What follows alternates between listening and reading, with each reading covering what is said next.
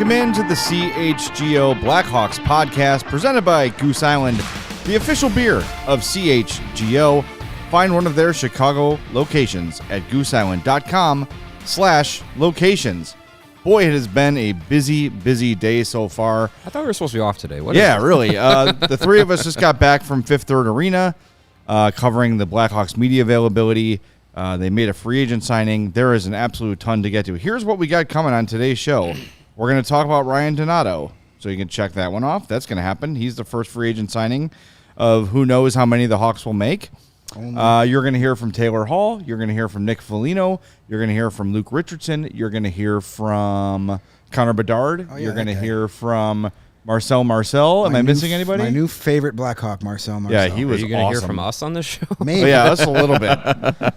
Maybe. It's very likely this show will be over an hour long. So to celebrate, smash that like button for us. We would really appreciate it if you could do that for us. We're working on a Saturday, damn it. We drove back from Nashville yesterday. Let's go. Smash that like button for us. And we want to tell you about our brand new T-shirt release. Yes. He is used to wear number 16, but now he is in 16-bit. Get your 16-bit 98 design on your screen there, reminiscent of the NHL 94 video game. That is available right now at chgolocker.com. As always, Die Hard save 20% on all CHGO merch. And if you're not a Die Hard yet and you sign up right now, that can be your free shirt. So jump on it right now. Tell a friend, share the shirt, and of course, our Future of the League shirt is available as well. That came out on draft night. So tons and tons of number 98 stuff being made available. 2 designs in 1 week. How That's about right. That? I bought this last night. Before it was even officially released, I bought it. So jump on that, smash the like button. Do you have some insider information there? I might have, yeah. I might have had some insider information on that one. A 7-hour car ride, we'll get that for you. Yeah. Yes. All right, we got a lot to get to, so let's stop the shenanigans and get right to it. The first free agent splash the Hawks have made so far is forward Ryan Donato, a 2-year deal, $2 million per year. This is a depth signing. In 71 games last season, he had 14 goals and 13 assists. And as you start to kind of take a look at the Blackhawks roster here, we talked about this last week, your Boris Kachuks, your Reese Johnsons, your Mackenzie Entwistles, your Colin Blackwells, better start looking out because this roster is getting filled out, and we don't know if they're done necessarily. Yeah, I think bringing in a guy like Donato along with Corey Perry and Nick Foligno and Taylor Hall, along with some of the guys that you can already kind of feel safe with in the top 9 that were here last year. You re-signed Andreas Athanasiou. That bottom 6 is going to change. That's likely where you're going to see Nick Foligno. That's likely where you're going to see Corey Perry for the most part. And now Ryan Donato, that's where you're going to see him too. So it is interesting to see some of these signings coming in. Again, the trend of this offseason, with the start of free agency today, the trend has been short-term deals. Like I think the longest deals you're seeing are 3-4 years. So I think with the Blackhawks, they're not looking to give out long-term deals. No. Donato for 2 years, Taylor Hall for 2 years, 1 year for Foligno and Perry each. I mean, it's good. It makes sense. I'm fine with the Donato signing. This is a guy that's kind of bounced around the league, up and down NHL, AHL. Never been a big producer, but he's versatile. Decent size to him. Can play up and down a lineup if you need him to. So, yeah, I mean it's a decent signing. Not something that I think was on any of our radars. When we were told, hey, Blackhawks have a signing coming this afternoon, we all kind of speculated, is this Domi? What's going on? Kind of seeing where the league's going too. But I like the Donato signing. I don't think he's going to be a long-term piece, but he's a good guy for what the Blackhawks are trying to accomplish this year and next year. Yeah, it's a good depth addition, a guy with plenty of NHL experience. He's produced at this level. We said a lot last year. After that top 6, it was like, does it really matter who's on the bottom 6? No. They're all the same guy. Now you get yourself some difference makers down at that bottom. So not like impactful all-star guys, but guys that do something a little different, could actually threaten to score a goal every once in a while on the bottom six. It's nice. So, and guys that, hey, weird game, someone gets hurt, someone's struggling. You can put Ryan Donato up with Connor Bedard and it won't be awful. No. You could put Nick Foligno up with Connor Bedard for a few shifts and it won't be awful. Yeah. They'll know what to do. They'll say, okay, kid, I'm going to the front of the net with my stick on the ice. Come find me. So, I wasn't expecting much of anything today. This has actually exceeded my expectations for what the Hawks are going to do today. Once Hall, Foligno, Perry were all acquired, the Max Domi ship sailed for me. know what? And I don't. I'm not convinced. He wants a 4-year deal. I Hawks know, aren't but- giving out anybody beyond 2 years. But Not many teams are, period. As you look at, what was the stat you read? Maybe you don't have it off the top of your head, but like it was 70 contracts and like 128 million. so Like it we- was some. We were leaving Fifth Third, and I think it was either Cap Friendly or Puckpedia. I can't remember which one, but they had said at about 145 there had been 70 contracts handed out and totaling $114 million, which is less than what Fred Van Vliet is getting for his new contract, Rockford's own. He's got more money than the city of Rockford does. Yeah, he's got more money than 70 NHL players right now. But yeah, I mean, the money is not going out the window, not at all. I think the biggest deal just happened, and it's Alex Killorn going to Anaheim for 4 years at $625 million per year.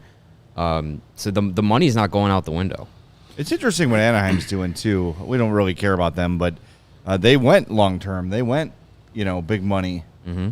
So there's different ways to do it. But it felt like, even though they underperformed the Hawks last year, that there were at least probably a year ahead of them in terms of. Yeah. So as we look to next offseason, you could probably think, that the Hawks could probably add a big contract next year when people are speculating the cap goes up $4, maybe $5 million. It's obvious that Kyle Davis is looking ahead to the summers of 24 and 25 for a myriad of reasons.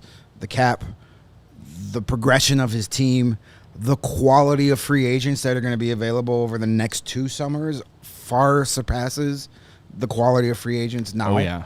There's no reason to go out and get great, no offense to the guys that have been acquired, but you're not going to go out and get difference makers now because you're going to waste 2 years of them. Yeah. Go get those guys when you're ready to compete. The Marian Hossa perfect timing type piece. Would I love to see Max Domi back here next year? Absolutely. Great guy, great player, fits well what they're doing. I don't think it's happening now, especially if he wants more term. Hawks aren't going to give anybody 4 years right now. I just don't know what's out there for him right now, though. I Because don't you know. look around, Dallas signs Duchesne.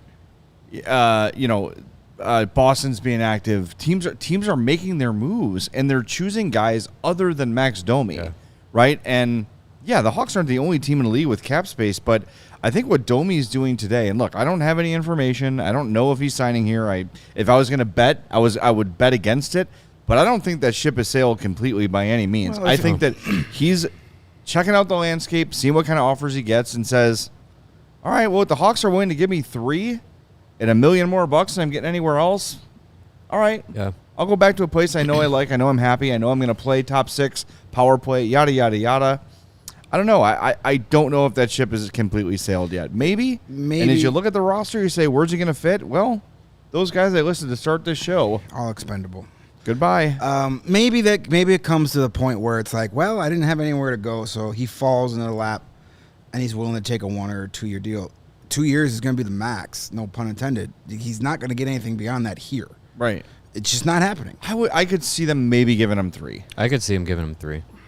I don't know. I don't know. Maybe I just if he'd been talking with him the whole time, I think that would have been the 2:00 announcement. Maybe. But maybe he comes back in 2 days and says, well, I haven't got anything. I love playing here. You got a spot for me? Well, Bill makes a good point that Tyler Bertuzzi hasn't signed yet either. Because he's a pudwhack. And that's the other kind of maybe domino that Max Domi's waiting to drop, because those two, aside from Kane and Tarasenko, are probably going to be the highest contracts signed of this free agent crop, and he's probably going to say, A, what is Bertuzzi getting? Yeah. I don't know, maybe those two guys are playing chicken.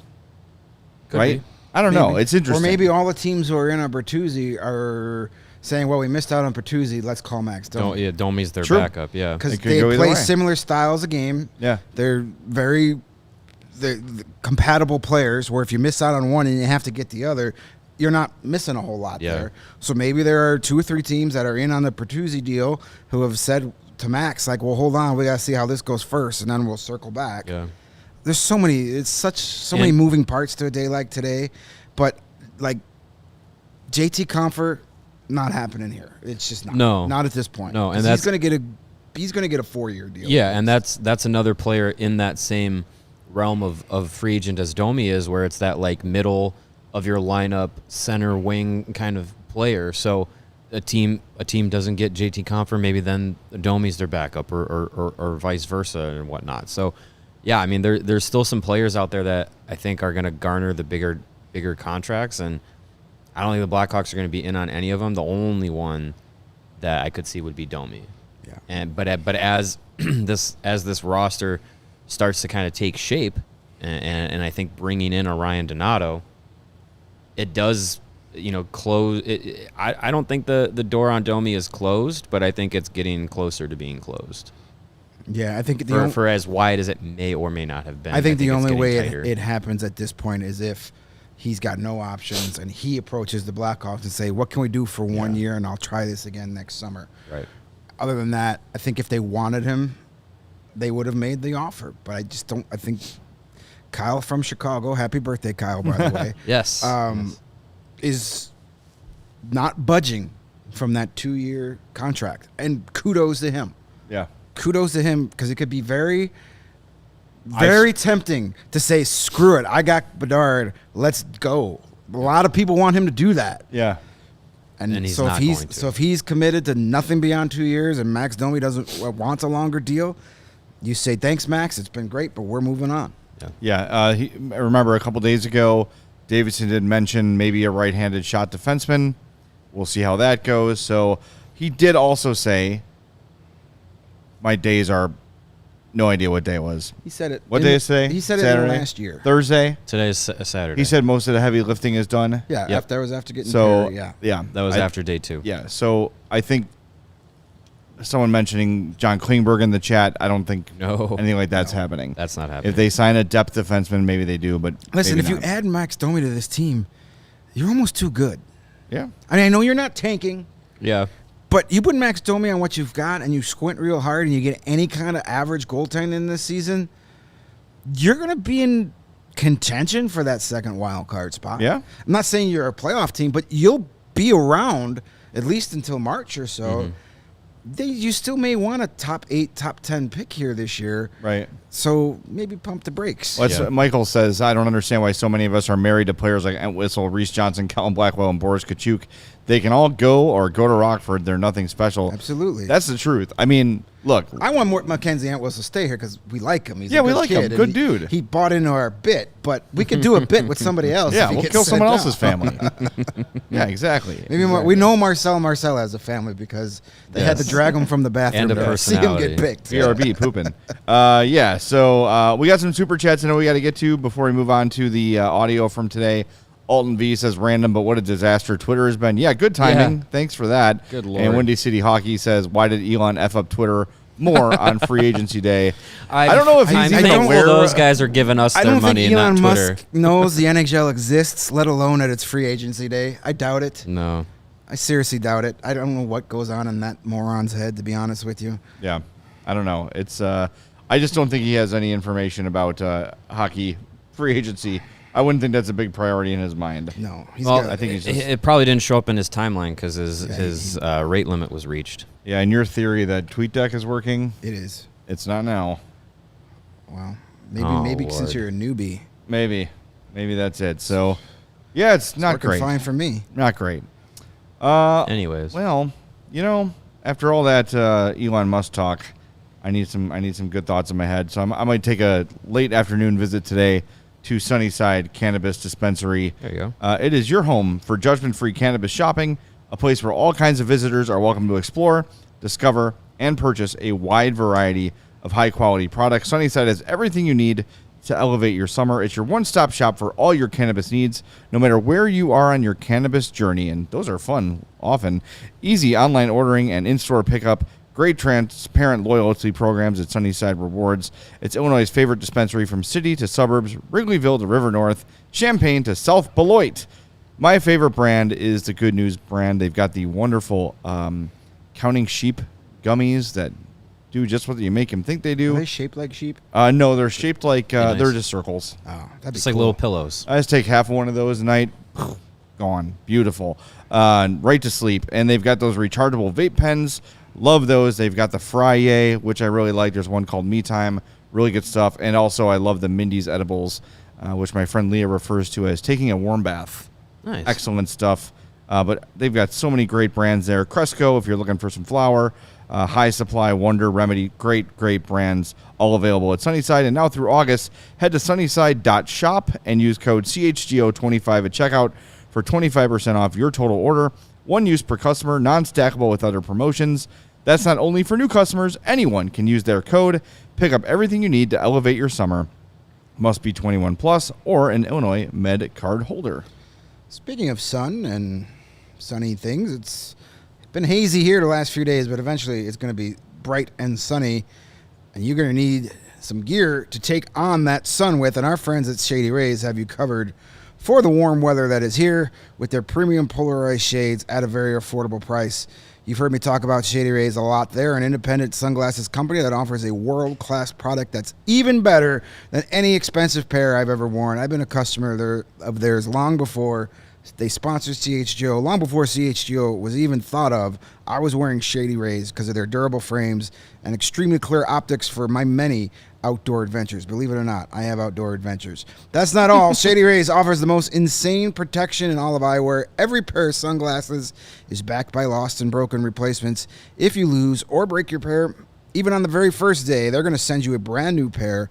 0 questions asked. You can wear your Shady Rays with confidence because they have your back long after you purchase. Together with their customers, Shady Rays is providing much-needed support to nonprofit partners across the U.S. through Shady Rays Impact. They're doing everything from building play sets for pediatric cancer patients to providing young adults with MS the outdoor adventure of a lifetime. Shady Rays is making an impact in your community and others just like it now and for years to come. If you don't love your Shady Rays, but you're going to, trust me, you're going to exchange for a new pair or return them for free within 30 days. There is 0 risk when you shop. Their team always has your back. And the Shady Rays Independence Day sale is live right now. Go to shadyrays.com when the show's over, please, and get up to 50% off single pairs of sunglasses so you can try for yourself. The shades rated 5 stars by over 250,000 people. Yes. That's a lot of people. And a lot of stars. Before we get to the first batch of audio we're going to share, which is Taylor Hall and Nick Foligno, recapping some of the bigger free agent signings of the day. The latest one is Noah Chari signs with the Penguins. 3-year deal. I'm just scrolling down here. Dmitry Kulikov with the Panthers. Alex Killorn, that's the big one, to the Ducks. 4 years, a $6.25 million cap hit on that deal. Good for him. Nick Bukestad back with the Arizona. And we talked about Ryan Donato. Blackhawks legend Wyatt Kalynuk with the Blues. And let's keep going. There's just not a lot of big ones today. Nick Bonino with the Rangers. Sam Steele with the Stars. Was Ryan O'Reilly to the Predators. Yeah, that's for sure. Jason Zucker to the Coyotes. 3-year deal for Ryan Reeves with the Leafs. What are you doing? Yeah, that's a lot. 3 years, I liked him on a 1.3 1-year – million. deal, but That's 3 why they years? lost it to the Panthers. he's They didn't have, 36. they lost to the Panthers because they didn't have Ryan Reeves to protect Mitch Marner. Yes, All right. of course. I will say this. On a 1-year deal, I'm qualifying this a 1-year deal. Someone with some freaking sack in that locker room to slap those dudes around and say, like, quit pouting, get up and win. I thought that was Stop what acting Wayne this Simmons way. was brought in to do. Well, Wayne Simmons didn't play. They sent him maybe because he was telling them too many hard truths. I don't know. And they sent his ass to the Marlies. Yep. I don't know. It's. Prima donnas are going to prima donna. I don't think Ryan Reeves makes a lick of difference in the outcome there. I guess not. Matt Duchene to Dallas, too. We should talk about that one. Speaking of prima All right. donnas. So, before we got into Fifth Third today, Taylor Hall and Nick Foligno, they were together. It was really cute. They met the media from separate places.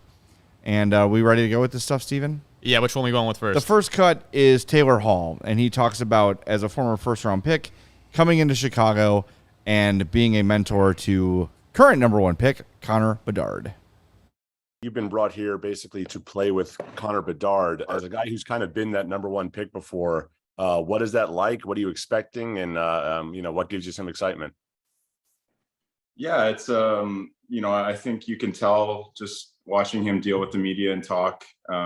He's pretty well mannered. He knows what to expect. He has high expectations for himself. For guys like Fliggy and I, it's about letting him play and bringing the best out in him.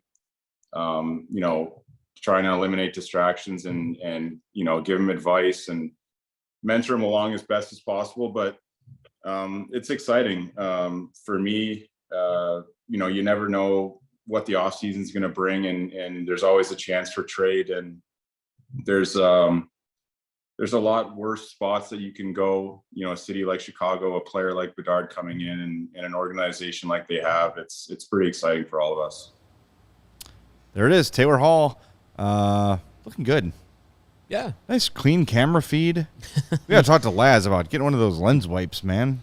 Thing's like disgusting. Looks like Laz was sitting in Mario's closet for that. Yeah. Might have been. Yeah. Might have been. Yeah. But hey, look, just like we talked about, a number 1 overall pick to come in and help a number 1 overall pick adjust to the NHL, to play on his line, to take some of the offensive pressure off of him. That's why, to me, I love the Taylor Hall signing. Yeah. Because Hall's going to be reinvigorated by getting a chance to be power play 1, line 1, 20 minutes a night, get those numbers back up. Yeah. He wants to be the guy in a good way, right? He wants to be a guy with the puck. So does Connor Bedard, and I think it's going to be beneficial to both of them to be together. And I think sometimes we do overblow this, like, here, son, here's how you be a number 1 pick. Nah, but if the kid's got a question or he's struggling, hits a slump, say, hey, my first year, I had this, just move on. Even as something as simple as, it's no big deal, you'll be fine. Keep your head up, you're getting your chances, let's go. You know what I mean? It doesn't have to be like, let's go have a chat and let's take a walk in the woods and talk about being the first overall pick. Right. Sometimes it's just that simplicity of even just Bedard knowing this dude's been here before, I'm going to listen to what he has to say. Yeah, knowing where those kinds of players, those kinds of guys have been before in their career.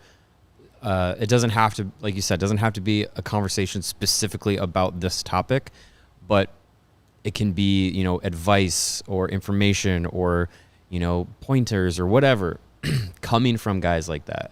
A guy like Taylor Hall has been an MVP in this league. A guy like Corey Perry, if you'll remember, has been an MVP in this league.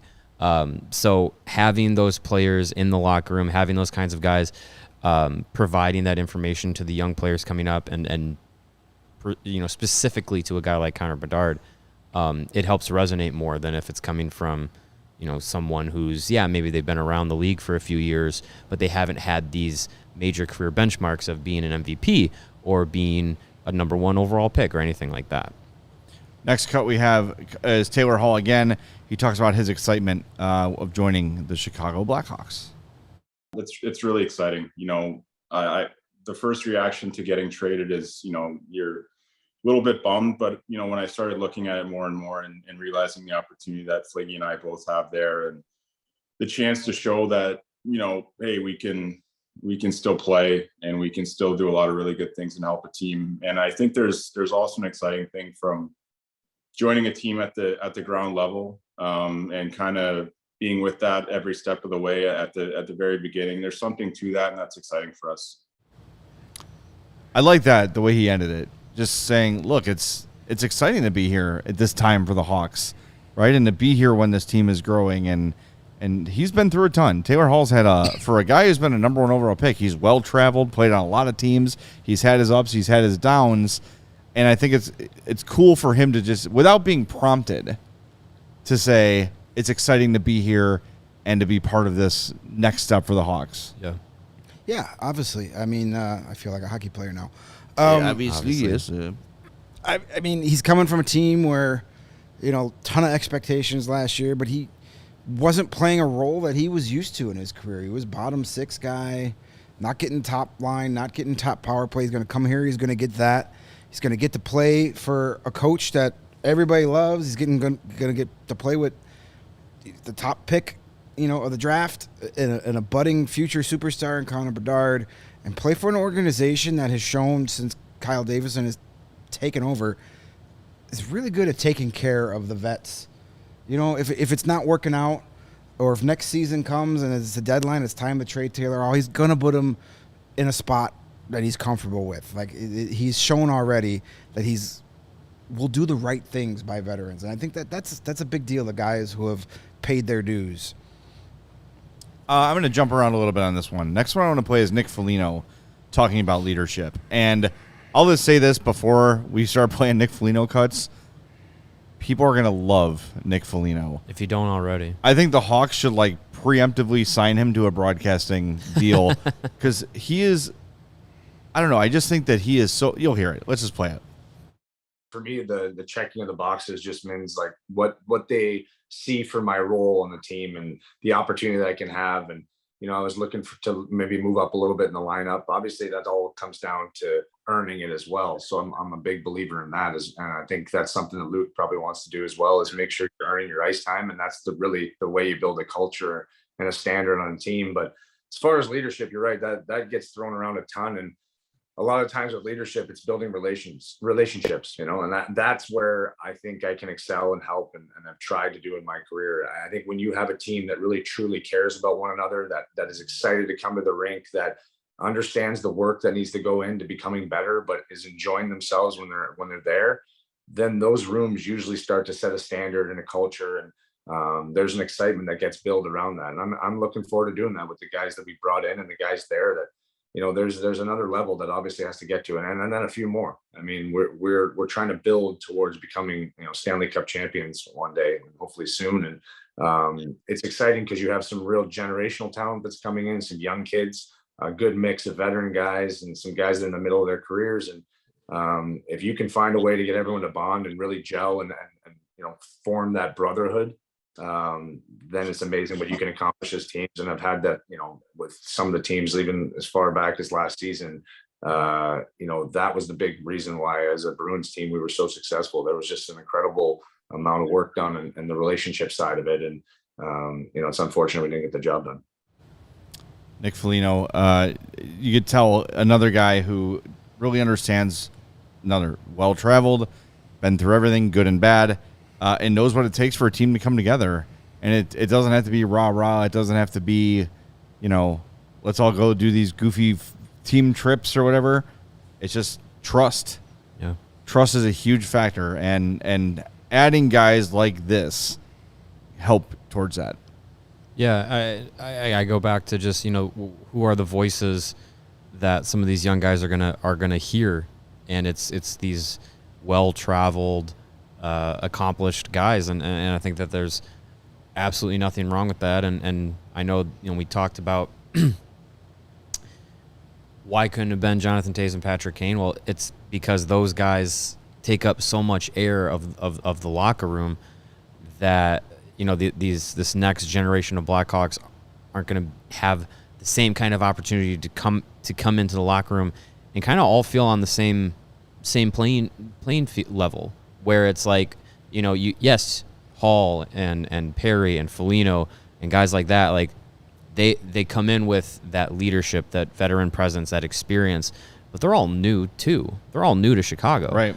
Along with a guy like Connor Bedard and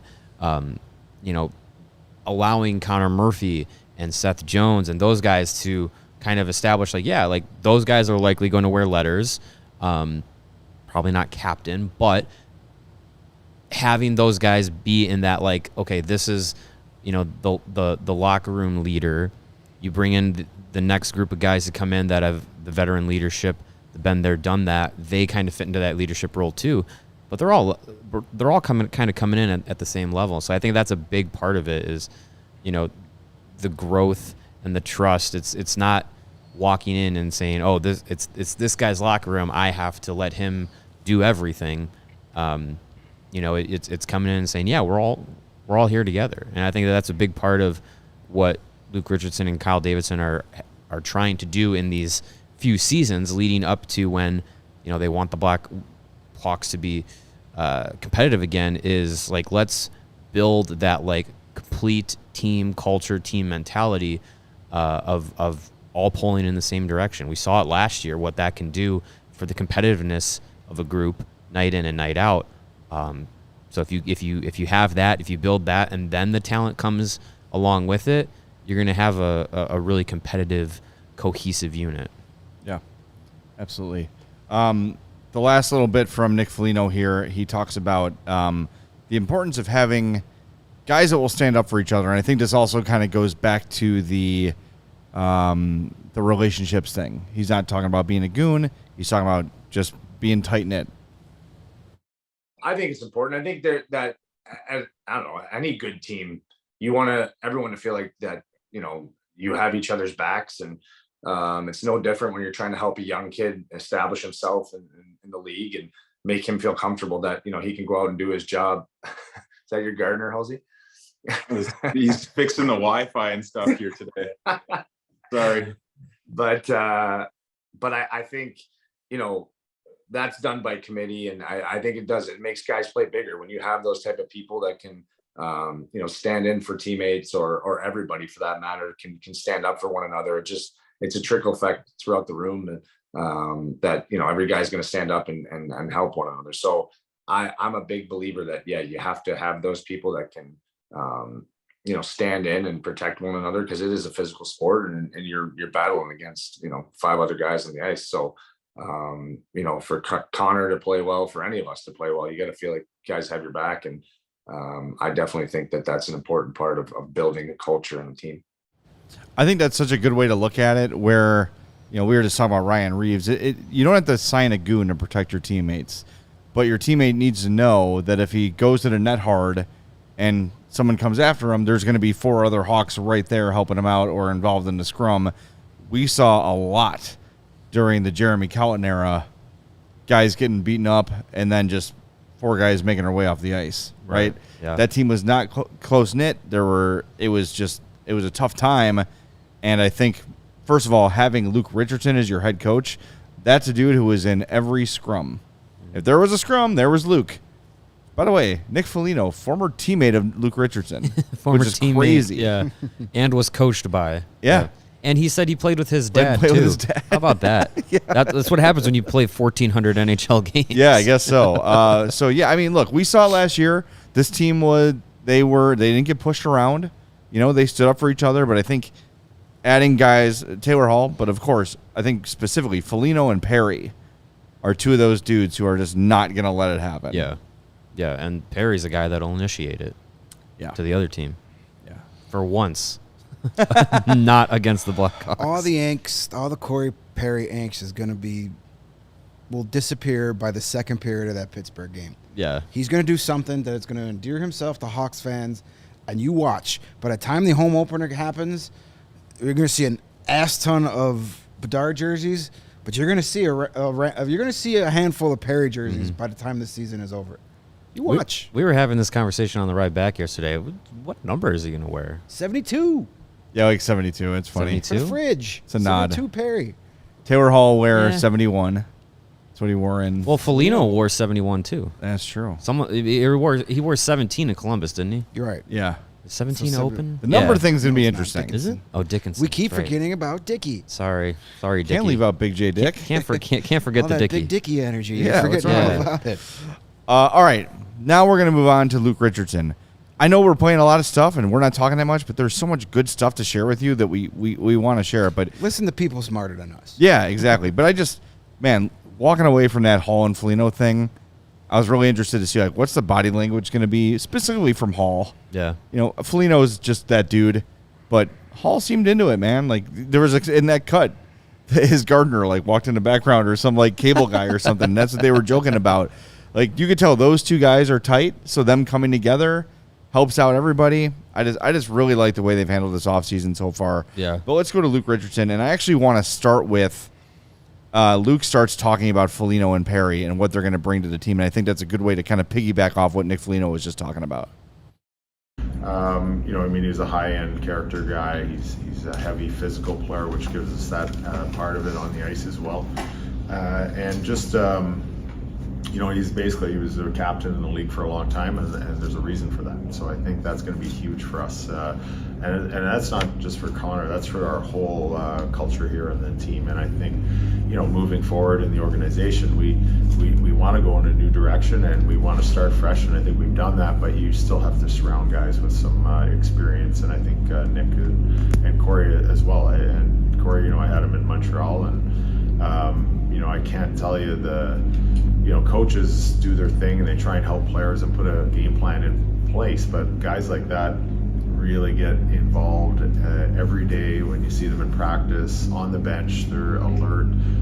That's why every team wanted him the last few years that had a chance to win. He's a winner, and he's going to help guys on our team, just like he did when I saw in Montreal, the guys like Cole Caulfield and Nick Suzuki. Like he has a big footprint on making them what they are today. And I think if you ask them that's why, I thought when they brought his name up, it would be a great fit for us right now. All right, I want to follow this one up right away, because then he's asked specifically what Corey Perry has done to help young players.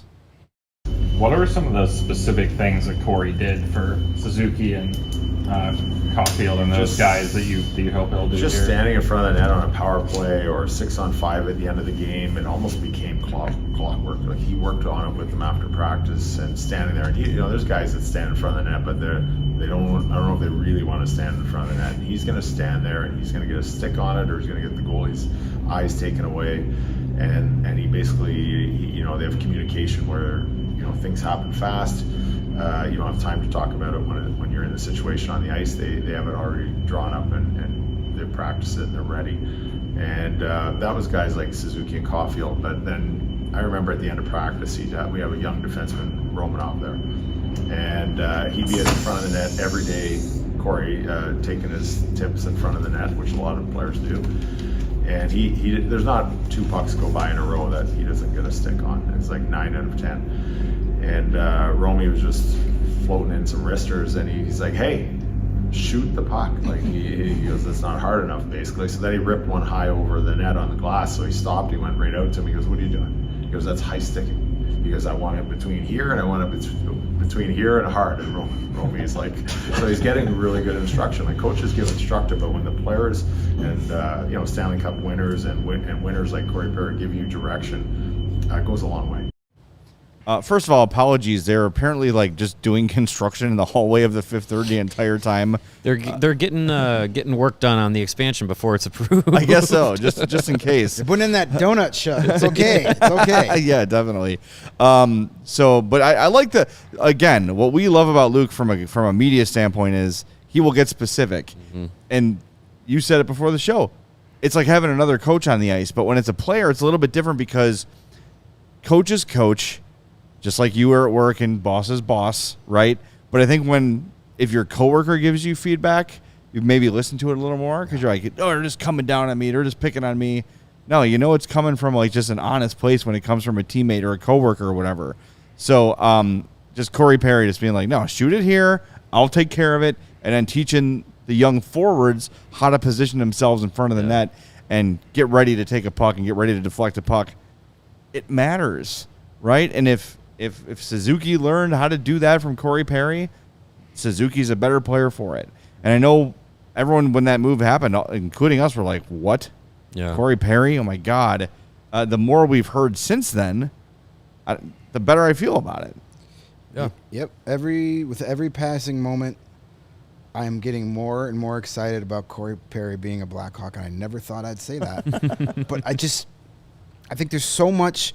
We focus, as fans, so much on stuff that happened 10 years ago almost. Yeah. I mean, he's still a Peen. Oh, absolutely. But he's our Peen. But, yeah, it's different when he belongs to you, when he's attached to you. But I think he's going to endear himself quickly, as I said before. I'm excited. I'm looking forward to talking to him. Yeah. Yeah. And I think he's going to be a great quote. You've got yourselves with Hall, Foligno, and Perry. And from what I've heard about Donato, he's another good talker, another good guy. You're putting these guys in a room with your future face of the franchise and other young players who are going to just watch how they go by their day-to-day business and say, yeah, that's what I'm striving to be here. And it has nothing to do with on the ice. Yeah. Just how you handle yourself at the practice rink, how you handle yourself on off-ice workouts, in public, with the media. That rubs off on them. And it's going to be a huge thing for Connor Bedard, not only Connor Bedard, but these other young players who are still trying to find their footing here. He also spent a little bit of time talking about Taylor Hall's arrival in Chicago. Yeah, well, he's got that, for sure. And he was in a Canadian market, which is a very, it's like here. It's like a high-end market, lots of attention and lots of expectations. So he can help him with the off-ice part of it, but also on the ice. I think his speed and just being in places where he's been over the last few years, he's moved around a few teams, and I think landing in Boston was probably a great spot for him to learn from guys like Bergeron and Krejci and those guys. And I think coming from a place like that to here, with his dynamic speed and offense is going to help, our team and guys like Connor. But I think he can really, kind of mentor him a little bit in that respect, both on and off the ice. So it's a good mix there. That is Luke Richardson talking about Taylor Hall. Yep. I mean, everything he said. That's it. That's why they did it. It's so fun to have a GM that does things that make sense. Yeah. Yeah, it's unlike the Penguins. Yes. What is happening? Yeah. Unleash Kyle Dubas, not so great. Maybe he needs to have somebody Holy to go, cow. no, Kyle, no. No. With the nun and Slapping the hands. Blues Don't Brothers. do that. Yeah. Holy cow. They're just going off. Yeah, they are going in a direction. But are they getting any better? 6 That's the years for question. Ryan Graves. That's the question. Same thing with Nashville. Have you gotten any better? No, Nashville has went from getting rid of some expensive veterans on the wrong side of 30 and replacing them with expensive veterans on the wrong side of 30. I don't know what they're doing. It's a wonderful move. But good for Cody Glass. He got a new 2-year deal with them. I like Cody Glass. Yeah, as did Luke Shen and Ryan O'Reilly. Yeah. So lots of stuff going on. What was our next? The one we're all waiting for. Connor Bedard. That guy. I forgot. Luke talked about Connor Bedard and how ready Connor Bedard is to get on the effing ice. He's a high-end player, and he's obviously an exceptional talent, and I think he's got the personality and the drive away from the rink to handle all the extra attention that he gets, and I think he knows how to handle it. And it doesn't really change him. I think he wants to get through that part of it just so he can find out when he can get back to the shooting room or back on the ice. Or I think someone said he asked if he brought his skates if there was ice here, if he could get on, even though there wasn't. So we said, we'll get that. We'll get there when we get there. So I think he's going to be tired. A lot of attention over the last few days of the draft and now here, and now I think he's just a guy that wants to be one of the guys, and that's what we want him to be. We want him to fit in. We want the team to grow as a team, not as an individual, and then everybody else follow, and I think that's what he wants. So I'm looking forward to kind of starting the season and seeing him at rookie camp and in regular main camp, and see him personally on the ice. It'll be fun to be behind the bench with him. I love that he's trying to get on the ice already. Yeah.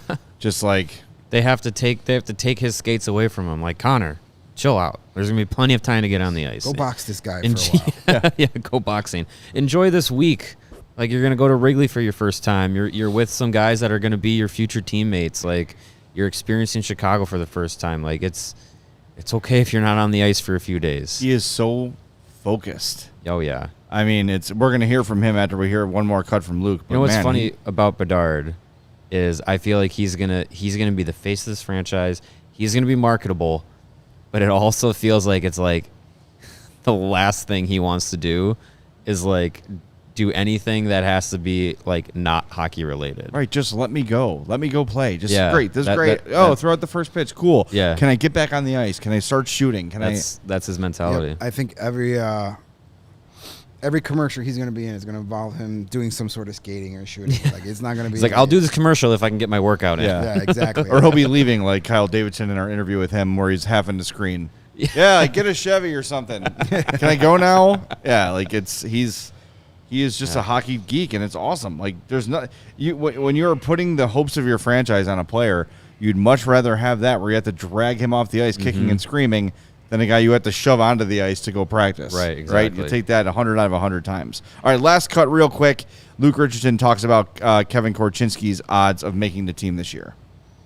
What are your thoughts on Korchinski at this point? You got 5th, 6th, 7th, 8th, 9th picks often make the league their second year, but seems like you kind of be not quite sure yet, or what are your thoughts there? Yeah, I thought he had a good camp last year and obviously a great season. And, now it's time for him to rest and rejuvenate and just come and show us that he belongs here next year at rookie camp and main camp. And I don't expect anything less from him. He's a guy that's driven and has a high-end motor and goes. So he can definitely skate in the league. We want to make sure that he's going to be comfortable and able to defend and do everything else as a defenseman has to do in this league to play. So it's kind of up in the air right now. We want him to just show his best, and we're confident that he's going to be here. When we don't want to put a label on that yet. So we talked about this last week, that a lot of people on the beat seem to think that Korchinski's making this team. I don't know. It kind of sounds like it. I know he said nothing's guaranteed and we got to see how it plays out and yada yada, but they're sure talking like he's ready. Yeah, I'm still not 100% convinced because I'm not either. Just because Luke Richardson says that Korchinski can skate at the NHL level, you got to be convinced of the things he can do outside of that at the NHL level. Can he see the game at the NHL speed? Can he think the game at the NHL level? Can he, play in transition at the NHL level? Can he defend faster, bigger players coming at him at the NHL level than at the junior league level? And I think we'll get an idea of where they see him in camp through the preseason. I still believe he'll get to start the season with the Blackhawks. Whether that lasts beyond 9 games or not is up in the air. But I think we'll get an opportunity to see him play at the NHL level, unless it's very evident through training camp that he's still not ready, which I don't think is going to be the case. But I'm just still not convinced he is an 82-game NHL player right now. Yeah, I'm not either. And you say, he could skate at an NHL level. That's great if you're playing left wing and you just get up the ice and look for the puck. Right. When you're a defenseman, it's so much more about just being able to skate. You got to be so much more cerebral than a fast winger. You've got to be able to recognize things. You got to be more physical. We'll see what happens. I like the fact that it seems that they're at least open-minded about it, where it's not like you're going back to Seattle no matter what. Right. Yep. They're gonna let Kevin Korchinski tell them if he's NHL ready or not, and I like that. I just don't know if he's there yet, but let's see where we are in September and October in the preseason, and if he gets in the lineup for those first couple of games, maybe he is. But based on what we've seen from Kyle Davison in this regime so far, I'd be very surprised if he's a full-time NHLer this season. Well, Luke said it today that everyone that plays, it's merit-based. Mm-hmm. So if he performs better than somebody, that player's not just going to play because they're that player. I love that. You should not play just because you're making more money or you're older or you're younger or whatever it might be. The best 6 defensemen should play. The best 12 forwards should play. That's how it should be. Yeah. And as the season goes on and maybe, you've fallen out of contention, then you talk about, okay, let's maybe work some kids in, trade some of these veteran guys. But I think, to start the year, you kind of owe it to your team and the guys who decided to come here, like Corey Perry and Nick Foligno, who signed new deals. Taylor Hall was traded here, didn't really have much of a choice, but Ryan Donato, all these guys who said, all right, I'm going to come play for Chicago. You kind of owe it to them to at least try from the start. And look, we're saying, if this roster makes many more really good moves, they might be too good. But I think maybe Bedard has changed their projection a little bit and said, look, we're still not signing anybody long-term, but why not just be decent? Yeah. They've loaded up their prospect pool. They've got a ton more picks coming next year. I mean, of course you'd rather have a top 10 than a top 15 or 20. Of course you would. But, man, look how loaded this prospect pool is already with a ton more picks to come. Maybe they're looking at this and saying, why not? Why not try to be decent? Yeah. Why not give Connor Bedard the experience of playing in some important NHL games instead of meaningless NHL games to get ready for when it is time to actually compete in the playoffs? You've been in games that matter before. And it's not just Bedard. I got to stop myself from that because it's Reichel, it's Phillips, it's maybe Korchinski. It's all these young players. It's Philip Kurashev. Alex that Vlasic. These guys have not played in a meaningful game, an important game in their entire careers yet. In the NHL, of course. In the NHL. Yeah. No, I agree. I think there's Chris, when we had Chris Peters on a couple weeks ago, he said getting Connor Bedard changes how you have to operate a little bit as an organization. And I think, if the Blackhawks were going to go into another tank season, if they didn't get Connor Bedard, it'd be different. But now they have him. So I think, it goes in. Something goes into it to say, let's give this guy an opportunity to succeed. Let's make sure that what we're putting around him allows him to flourish. Yeah, the Korchinski situation just once again shows you how stupid and unnecessary this CHGL rule is.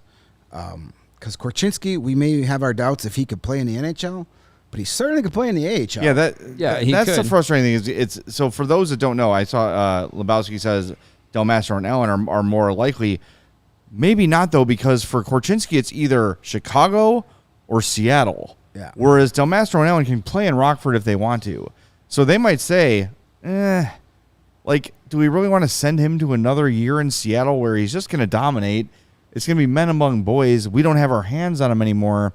That's kind of what makes the difference there. Of course, if those three were the same age, Del Mastro, Allen, and Korchinski, all three would be in Rockford, with the first two probably more likely to come up first. Yeah. But it's that stipulation of he can't go to Rockford. Yeah. It's so stupid. There needs to be a way to make that go away. I know it's all about money, but the NHL should make it worth the while. How about one per team? You get one kid, underage per AHL one team. exemption. That's not going to hurt anything. No. Right? No, I think, I think that'd be something that could be worked out. But yeah, it's just it's a shame that teams end up being put in this kind of position where you want you want to be able to develop these guys, but you're not able to do it properly. So yeah, it's a weird position to be in. But hey, if Korchinski's here, if Bedard's here, maybe someday they'll both be on a nice Foco two-sided bobblehead like our old Taze and Kane one that had to be repaired once or twice. Is it still hanging around here? It might still be hanging around here. But Foco, they are the best outfitters for sports merchandise and collectibles and memorabilia that you could ask for. You got hoodies, shoes, signs, bobbleheads, anything with your favorite team or players that you want. Foco can definitely provide it for you. You look around our set, you see all the different bobbleheads and decorations here. A lot of it came from our friends at Foco. And so you can get yourself decked out, get your living room, your office, your home office, your basement, man cave, she shed, whatever you want. Get it decked out with all of the great things that Foco has to offer. Also, they got Aloha shirts, straw hats, polos, bags, everything you need for the summer weather, baseball season, being outdoors.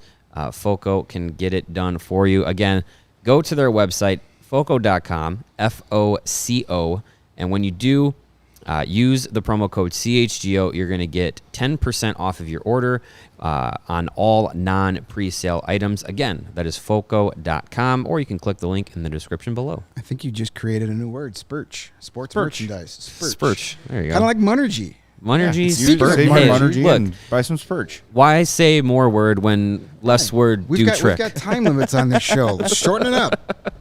Let's get your Spurch at Foco and save some Monergy with ComEd, the ComEd Energy Efficiency Program, which is committed to helping families and businesses in the communities they serve, helping manage energy usage and lower energy bills right now and into the future. That's correct, Greg. ComEd offers a wide variety of incentives on lighting and other efficiency upgrades to commercial, industrial, and public sector customers of all sizes across their territory.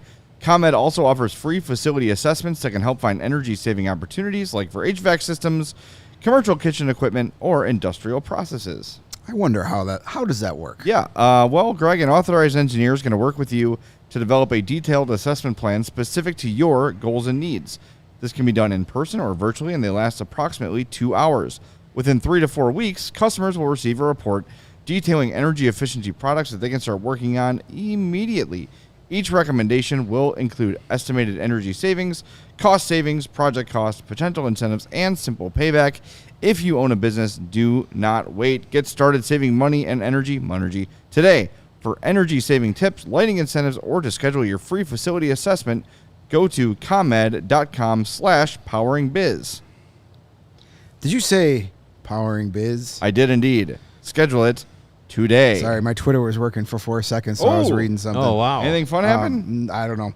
It went away again. A couple people have asked, and it's been answered a few times in the chat, but for those of you who are maybe listening to an audio-only version and are wondering the same thing, Connor Bedard cannot sign his entry-level contract until he's 18, which is July 17th.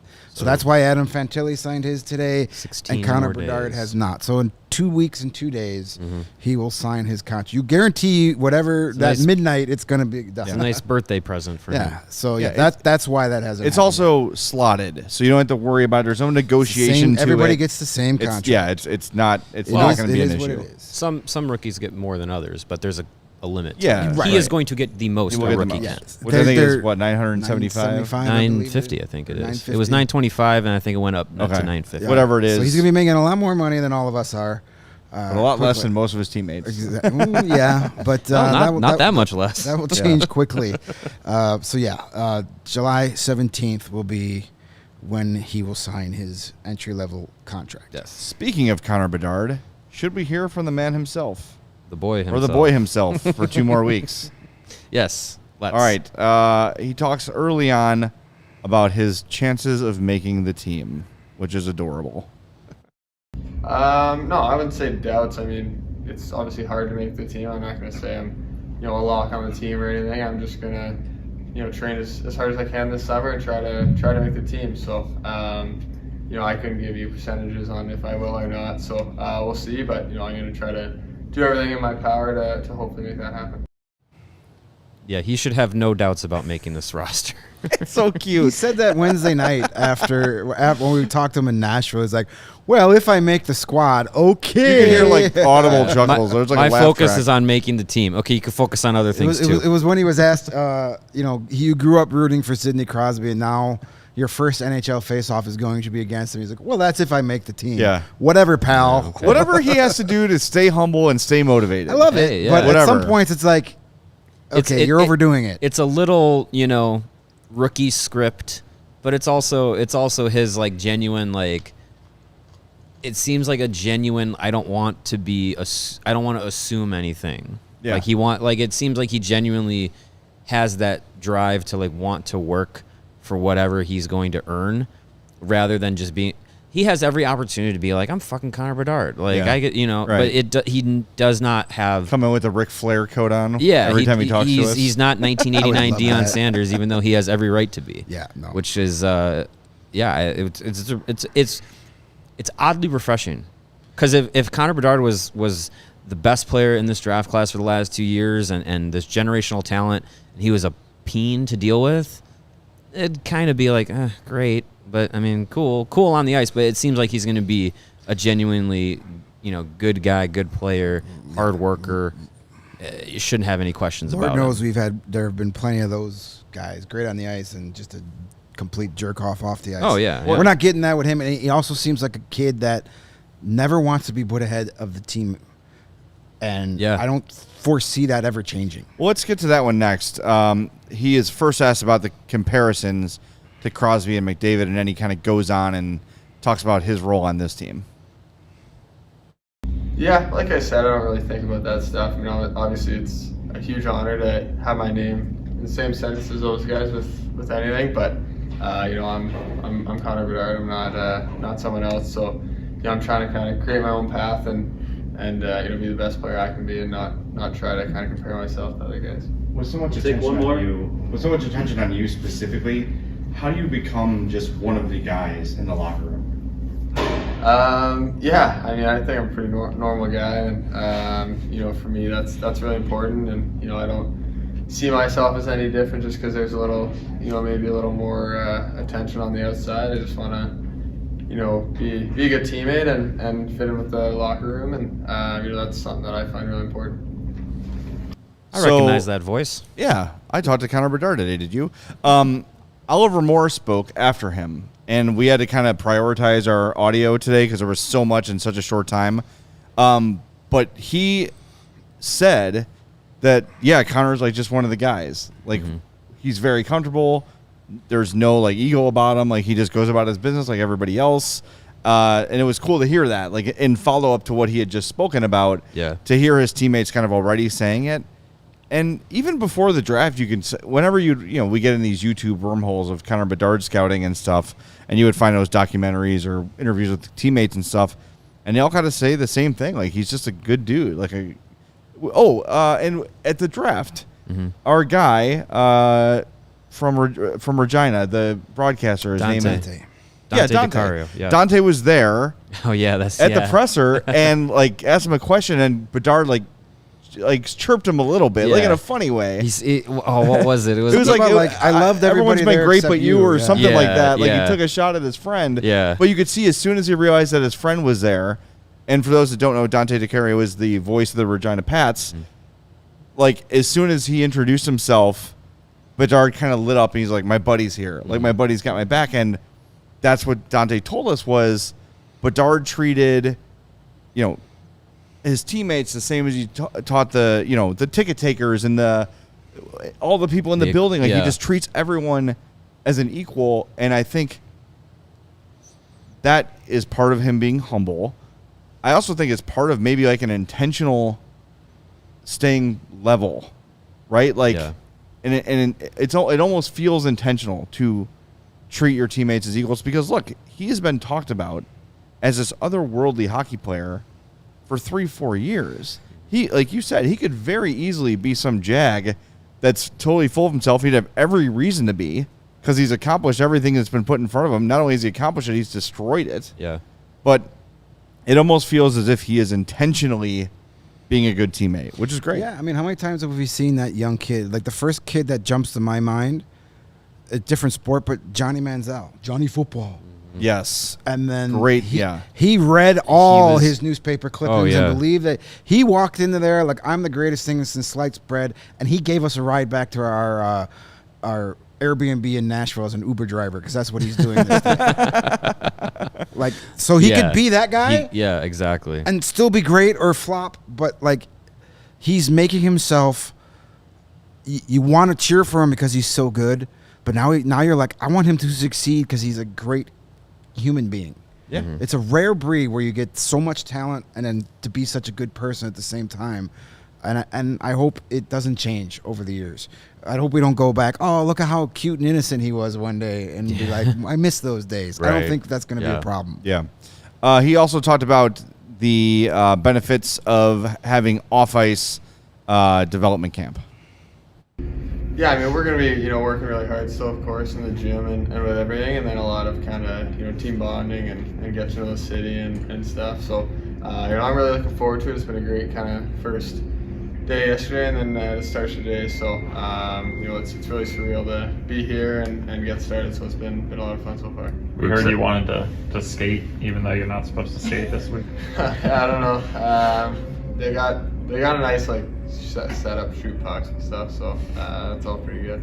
Luke said you guys might be doing some boxing classes. Is that a first for you, or? No, I actually did boxing a bit when I was really young for like a couple years or whatever. So I did a bit of that, and then I had did it once in a workout like a couple years ago. So it's been a while. I'm not gonna say I'm any good or anything, but I guess I have a little bit of experience in it. Yeah, he just wants to play. Yeah. I think it's like, I'm not really the person to talk about this, but you get in a workout routine and then you just don't want to interrupt it. Mm-hmm. Because if you interrupt Steven it, you feel like it's going to fall off. Right, Steven, you Steven was very upset that he wasn't going to be able to do his workouts in 5 Nashville. days in a row, Yeah, no it's workouts. like a record for me. You were carrying our asses the entire week, so thank you for that. That had to do You guys something made it for you. easy. Yeah. Sure. Oh, you're a good liar. Yeah, exactly. All right, last one from Connor Bedard. Just talks about how great the Hawks fans have been so far.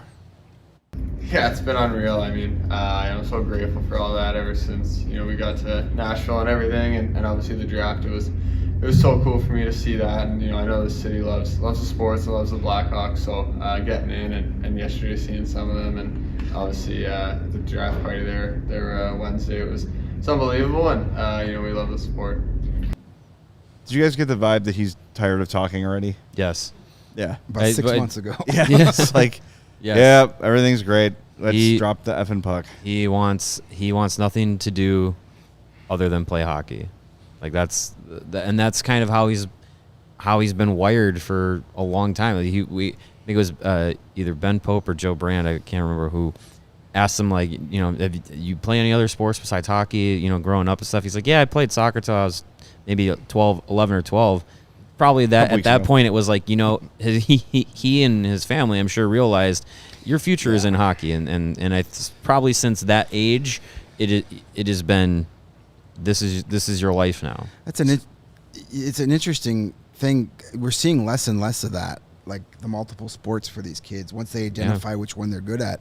I actually had a scout tell me a few years ago at an AHL game, he says that's kind of the problem where, like, these kids just do nothing but play hockey all year round. So you're getting good hockey players, but you're missing out on the full, like, the athleticism. For a hockey player to play baseball, it helps with his hand-eye coordination. Or go play basketball, it gets you more endurance. Or soccer, so you just pigeonholed yourself. You're drafting hockey players, more hockey players, but less athletes. Yeah. Doing those different sports, all in those formidable years.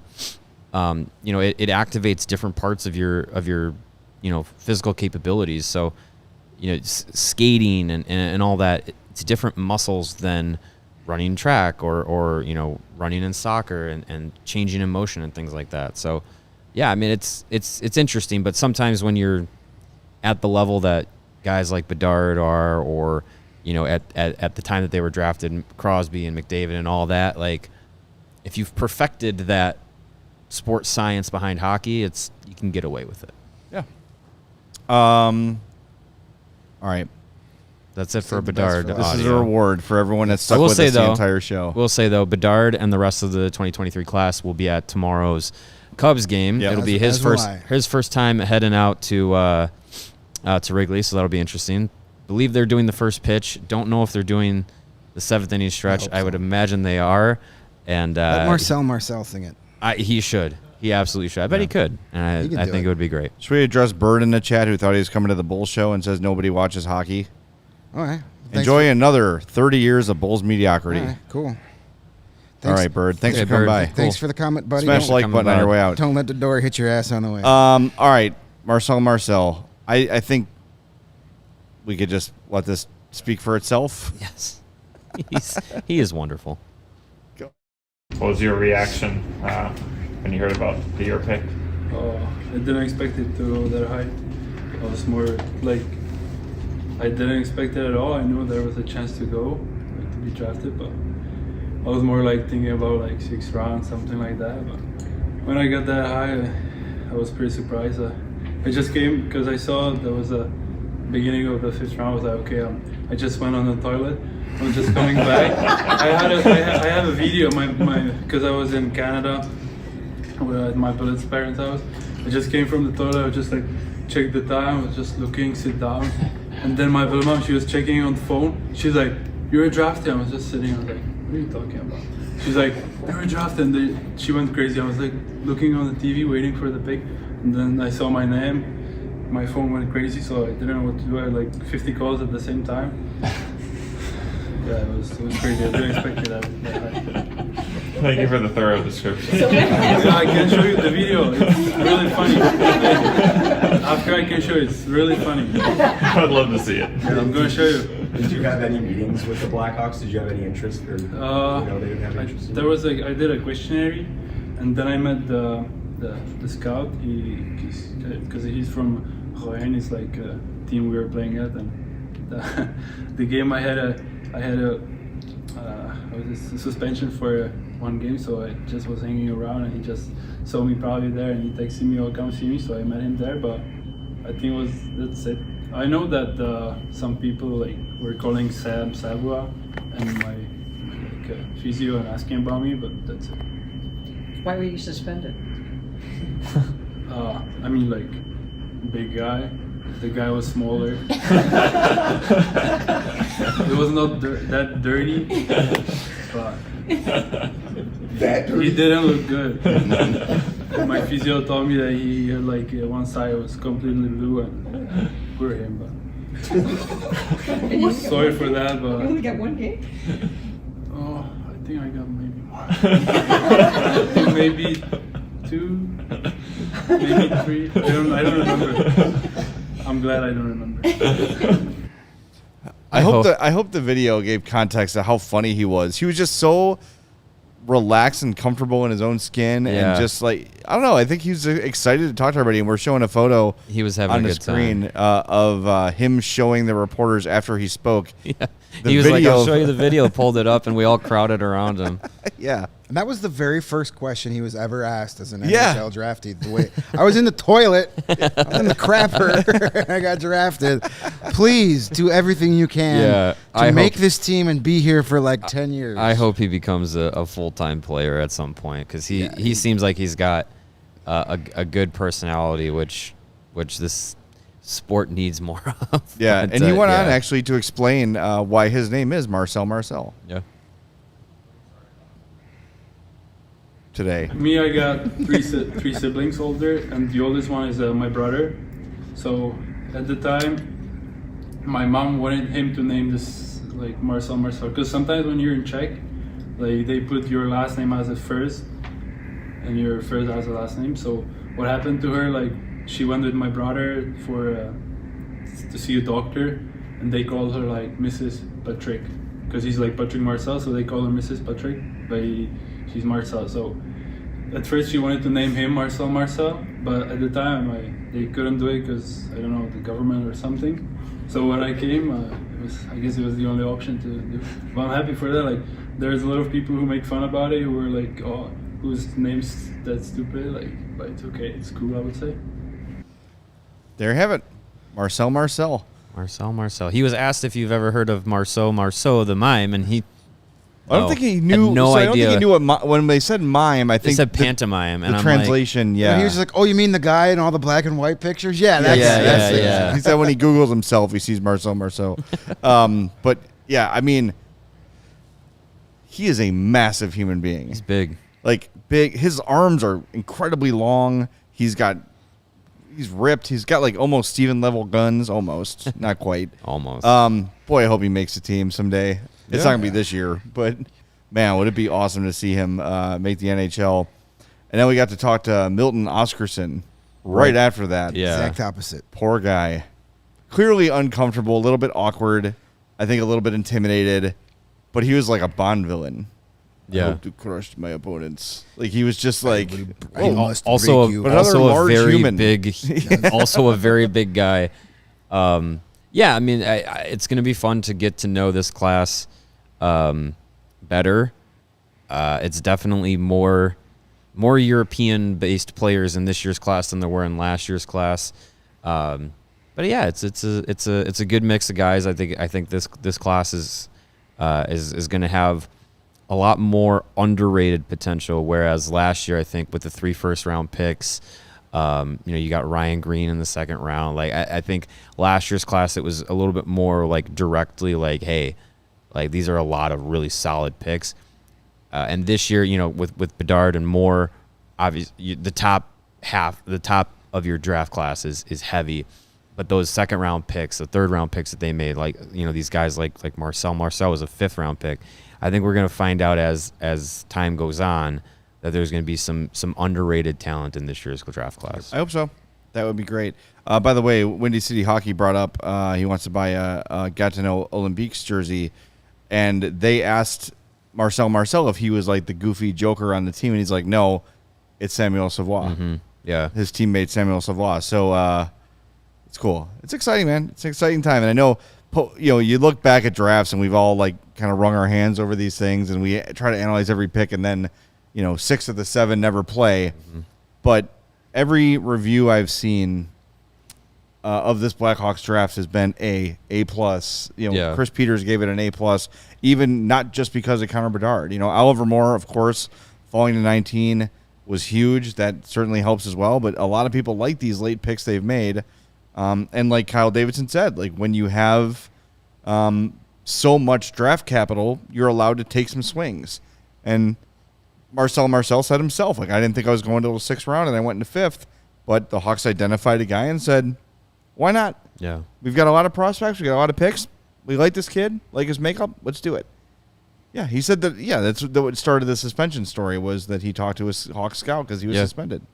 So, anyway, it's good stuff. We got some super chats to get to before we wrap up. Brandon Sikora says, Kurashev updates anyone. He received his qualifying offer. It's not going to be an issue. It'll get done. It's just a matter of when. A paperwork thing. Yep. No worries there. Region Rev with a $5 super chat says, CHGO Sky, James Wade accepts assistant coach job with the Rafters. Wade has some he who shall not be named qualities. Steven? Yeah, so it's kind of a tough look because it's a Saturday. It's right before a road game. It's the middle of the season, and he's jumping ship, and he's joining the Toronto Raptors as an assistant coach. I didn't know he could do that. I didn't know he would do that. You'd figure someone who is currently in season under contract. So the head coach of Sky bolted to take an assistant job for a team that's in the offseason. That's correct. Yeah. What a jerk. Yeah. But then oppositely though, wouldn't the NBA be in season when it's their offseason? Correct. So then, well, he wouldn't be able to do both. That's what I'm saying. Being an NBA assistant. When is there a time when neither are playing? I don't think there is. So one way or another, he's screwing somebody, right? Well, yeah, he could have waited. He could have waited till the Sky season was over. I think the Sky season ends. It's over in like August or September. Yeah, I think the WNBA season ends in enough time before the NBA season starts to where he could transition. He could have done this. He could have waited to the end of the year. He might have been presented an opportunity that they were like, if you don't accept now, we're moving on to our next candidate. It still sucks to leave a team in the middle of a season. And his Region Rev also adds in here, he's ruined our draft. He also traded away a bunch of first-round picks. So he's kind of leaving them. That is very much like he should not be named. Not a great look. Thank you. Forgive my ignorance on all things basketball. Tune into the CHGO Sky podcast whenever it comes up next for more in-depth conversation. Monday. They're gonna have a StreamYard on Monday. On Monday, a more in-depth conversation. We'll talk all about on Monday. James Wade being a jerk. Yes. One more comment I wanted to get to also from Lee, and he says, with these moves, where does Gutman fit in a system another year in Rockford? I don't know. I mean, up to him. Yeah, like we said, it is a earn it kind of a what is the word? Merit based. Luke Richardson loves roster. Him. If he's healthy and plays well, he's got a spot. He played well last season. Yes, he did. And he's on a one-way deal. Yeah, so it's he's waiver exempt though. Yeah. So they can't send him down with him having to go to waivers. Okay. There's a spot for him if he makes it. Yeah, because I think they're projecting Donato as a winger. He can do both, but I think the Hawks are envisioning him as a winger. And as you look at the roster, it's center. For sure centers, still kind of none. Not like a Corey lot. Perry is like your one for, and he's been playing wing. Perry's lately. a winger. Bedard's going to be a center to start the year. Bedard will be a center. Gutman's a center, but Reichel. Dickinson played center. Dickinson, Tyler Reichel Johnson, maybe. Tyler Johnson maybe. But center wise, they're still pretty thin on solid for sure centers. I think Cole Gutman starts the year as your third line center. Yeah, I agree. Yeah, I could see that for sure.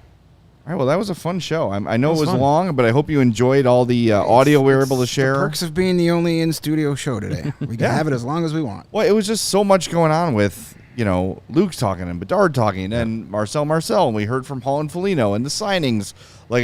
It was a lot. So I'm glad we were able to stick around longer. And yes, of course, the new shirt, the 16-bit 98 shirt inspired by NHL 94, and of course the Future of the League shirt inspired by the movie about the DeLorean. Can we say that? I don't even know. I don't know. You know what I'm talking about. Yeah. Get them both at chgolocker.com. diehard, you're going to save 20%, as you always do, because you're smart and you're a diehard, and that's why we love you. If you want to become a diehard, now is a good time to do it with all of these number 98 designs coming down the pike. But take a look, chgolocker.com. We've got several designs for every team in town. So, yes, Chicago Blackhawks, if that is really you on YouTube, there are plenty of more shirts you can check out at chgolocker.com. All right, we're going to go home. We're going to wrap things up. We'll clear it up. The Kyle from Chicago is not our design. It is a fantastic design, but it is not ours. That is with Obvious shirts. Yes. I know I see a lot of people saying Kyle from Chicago shirts. Those are not ours. Is that for sure an Obvious shirt? Yes. All right. It is obviously. I'm looking at their Obvious website. shirt. Obviously. Well, anyways, I think sometimes people can just. The problem with the thing they deal with is it's very easy to duplicate an Obvious shirt. Yes, I would like to think that the Pudwackian T-shirt design bots on social media, yes, they deal with those a lot. So. All right. Anyways, let's wrap it up. I want to remind everybody that we are presented by Goose Island, the official beer of CHGO. Find one of their locations at gooseisland.com/locations. We're back Monday, 2:30 on the CHGO Blackhawks podcast. We'll talk to you then.